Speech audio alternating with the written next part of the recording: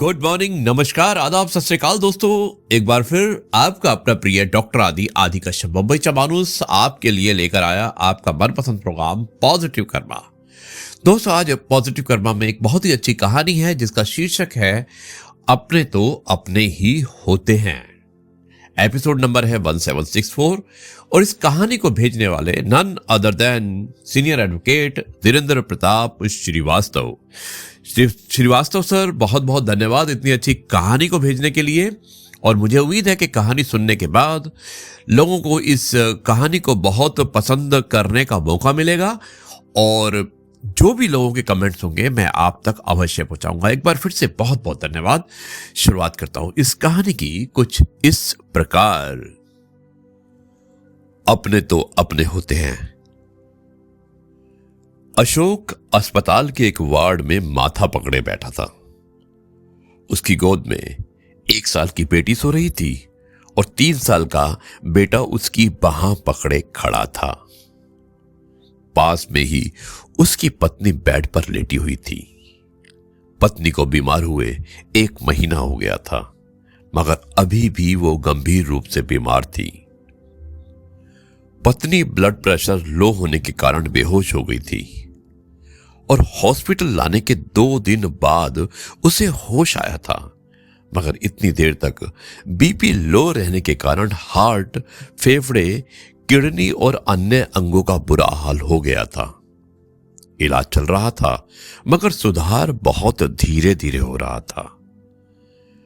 वो 1 महीने से बीमार बीवी और 2 छोटे बच्चों को अकेला संभाल रहा था। वो पिछले 4 दिनों से नहाया भी नहीं था और उसकी हालत इतनी खराब थी कि वो कहीं अकेला बैठकर रोना चाहता था। शुरू में कुछ यार दोस्त और मोहल्ले के कुछ लोग मिलने आए थे। उसके बाद तो लोगों ने फोन उठाना भी बंद कर दिया था कि वो कहीं पैसे ना मांग ले। शहर से वो ज्यादा लोगों को जानता भी नहीं था।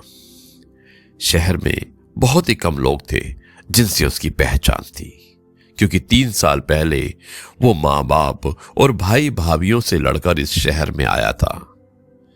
तभी से बीवी बच्चों के साथ किराए के मकान में रह रहा था। घर में कोई बीमार पड़ता है तब सगे संबंधी और रिश्तेदार ही काम आते हैं। अशोक तो ससुराल वालों से भी लड़कर बैठा था। 2 रुपये कमाने क्या शुरू कर दिए, घमंड में अपनों से ही दूरी बना बैठा था।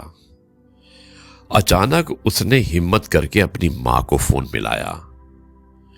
पूरी घंटी जाने के बाद भी मां ने फोन नहीं उठाया। फिर दूसरी बार फिर से कॉल किया तो मां ने फोन कट कर दिया। उसे याद आया 3 साल पहले जब मां से लड़कर आया था, तब उसने कहा था, तुम सब मेरे लिए मर चुके हो, मैं तुम लोगों का मुंह भी नहीं देखूंगा। मां के फोन काटने पर वो निराश हो गया। उसकी आंखों में आंसू निकल आए। पास ही बेड पर सोई पत्नी टुकुर टुकुर देख रही थी। पति को रोते देख उसकी आंखों में भी आंसू निकल आए। अशोक ने सोचा पापा को फोन, मगर पापा और बड़े भैया से बात करने की उसकी हिम्मत नहीं हो रही थी। एकमात्र मां ही वो कड़ी थी जिससे वो बात कर सकता था, मगर मां ने फोन काट दिया था। उसने एक बार और आखिरी कोशिश करने के लिए मां को फोन मिला दिया। इस बार मां ने फोन उठा लिया। मां बोली, क्या है, हम लोग तो तुम्हारे लिए मर गए हैं ना, अब हमारे जीवित श्राद्ध करने के लिए फोन कर रहा है क्या? मां की आवाज सुनते ही उसका सब्र जवाब दे गया। वो रूंधे गले और बिगड़ते चेहरे के साथ इतना ही बोल पाया, मां, और फिर फफक फफक कर रोने लगा। वो मां थी, औलाद का रोना कैसे सह सकती थी। तुरंत मां का गुस्सा शांत हो गया और सारे मन मुटाव एक पल में भूल गई। जिस तरह एक हिरनी अपने बच्चे के लिए तड़प उठती है, वैसे ही वो अधीर होकर बोली, क्या हुआ रे, रो क्यों रहा है? जल्दी बता बेटा, मेरा मन घबरा रहा है। मां के वात्सल्य भरे शब्दों को सुनकर वो जोर जोर से रोने लगा। वार्ड में दूसरे मरीज और उनके परिजन उसकी तरफ देखने लगे। मां अनर्थ के डर से बार बार पूछ रही थी, क्या हुआ बेटा, जल्दी बोलना। वो रुलाई रोकते हुए रूंधे गले से बोला, मां, तेरी बहू 1 महीने से हॉस्पिटल में भर्ती है। उसे और बच्चों को संभालते संभालते थक गया हूं मां।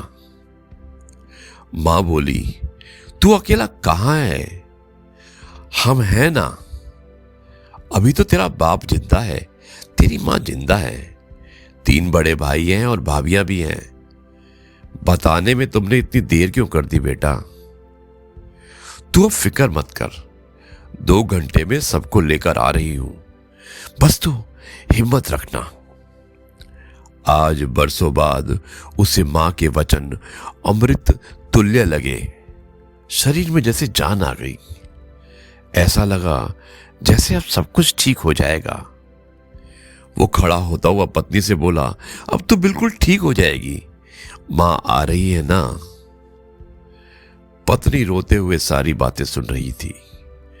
बोली, परिवार आ रहा है, ये सुनकर मेरी भी हिम्मत बन गई है जी। और कुछ देर बाद उसका पूरा परिवार वहां पहुंच गया। बाप ने जब उसके कंधे पर हाथ रखा तो पिता के सीने से चिपकते हुए रो पड़ा। रोते रोते बोला, माफ कर दो पापा। पिता ने उसे भुजाओं से कसते हुए कहा, रो मत, मैं हूं ना। भाइयों ने गले मिला तो वो बोले, ज्यादा बड़ा हो गया क्या? इतनी बड़ी बात हो गई और तू अब बता रहा है? तीनों भाभियां भी साथ आई थी, साथ में घर से खाना बनाकर भी लाई थी। 3 साल बाद उसने अपने घर का खाना खाया। फिर मां ने उसे नहाने के लिए घर भेज दिया। परिवार के आने से वो हल्का फुल्का महसूस कर रहा था। घर पहुंचते ही नहाकर बेफिक्र होकर सो गया। 1 महीने बाद उसे चैन की नींद आई। उसकी पत्नी, जो 1 महीने से बेसुध थी, परिवार के आते ही चैतन्य हो गई। अपनों का साथ दवाई का काम कर गया और पत्नी 7 दिन में ही ठीक हो गई। अशोक और उसकी पत्नी को समझ में आ गया कि परिवार के बिना कुछ भी नहीं है। इसलिए वो अपने परिवार के साथ ही गांव लौट आए। दोस्तों, ये थी कहानी। मुझे उम्मीद है कि ये कहानी जो श्रीवास्तव जी ने भेजी थी आपको अवश्य पसंद आई होगी, जिसका शीर्षक था, अपने तो अपने होते हैं। अब मैं इस कार्यक्रम को यहीं पर समाप्त करता हूं और श्रीवास्तव जी, एक बार फिर से आपको बहुत बहुत धन्यवाद देता हूं। इतनी मार्मिक पारिवारिक कहानी सुनाई है आपने, कहानी भेजी है आपने, और मुझे उम्मीद है कि सुनने वालों को ये अवश्य पसंद आई होगी। अब मैं सिर्फ इतना ही कहूंगा, जय गुरु जी, शुक्राना गुरु जी।